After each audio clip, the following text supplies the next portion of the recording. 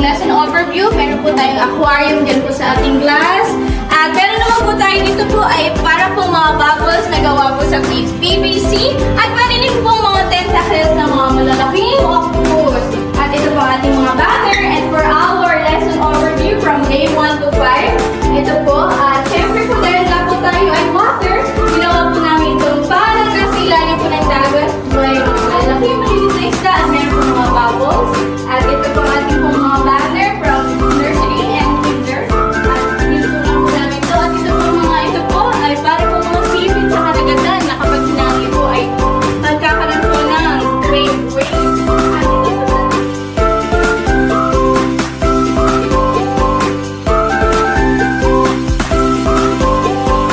catch of fish. Ginamit po natin itong malaking lambat, no, para po tayo manguha at manghuli ng mga isda. At higit sa lahat, ang mga tao para kay Jesus. Kaya Teacher Joseph and Teacher Rica, kayo na! What's up mga kadibdib? Ako nga pala si Fisher Rica.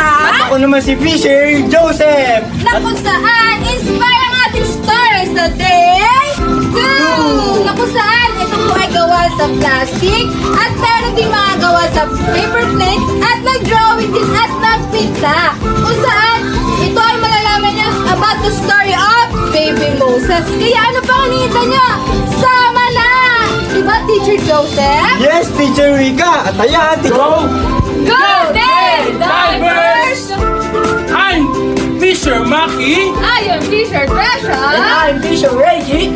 At narito po kami upang ipakita sa inyo ang isa sa aming part ng aming room decoration na hango sa Lesson Day 4 na may pinamagatang Fall Shipwreck! Kaya naman, Fisher Raymond, anong meron dyan? Hello po! Good day! I am Fisher Raymond. As you can see, makikita niyo po ang napakalaking isda na gawa po namin. Ito po ay hango sa Day 5, which is kay Jonah. Ang pagsunod niya po ay ang pagsunod sa ating Panginoon. Katulad niya, kailangan din po natin sumunod.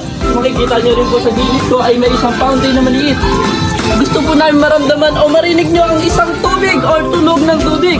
At ayun lamang po, ano pang meron dyan? Ayan! Welcome to our Sea Treasures! Hi! I am Teacher Leonie Pen. Hi! I'm Teacher Jem. At dito po makikita po natin ang ating Sea Treasures or ang ating mga arts and crafts. Kung makikita po ninyo, ito ay makukulay at magaganda. Ito po ay gawa lamang ng ating mga teachers. At isa po sa mga pinakamahalaga sa ating classroom ay ang ating mga arts and crafts dahil po ito po ay isa sa ating instrumento para po tayo ay magbigay o magbahagi ng kwento sa ating mga estudyante. Ayan. Pero saan nga po magawa ang ating mga arts and crafts? Siyempre po sa mga art materials, kagaya po ng colored paper, popsicle sticks, and marami pa pong iba. Siyempre hindi lang sa art materials, siyempre gawa rin ito sa mga recyclable materials. Kagaya na lang po ng paper plate at karton. Kaya naman mga teachers, kailangan po natin maging creative sa ating paggawa ng ating arts and crafts.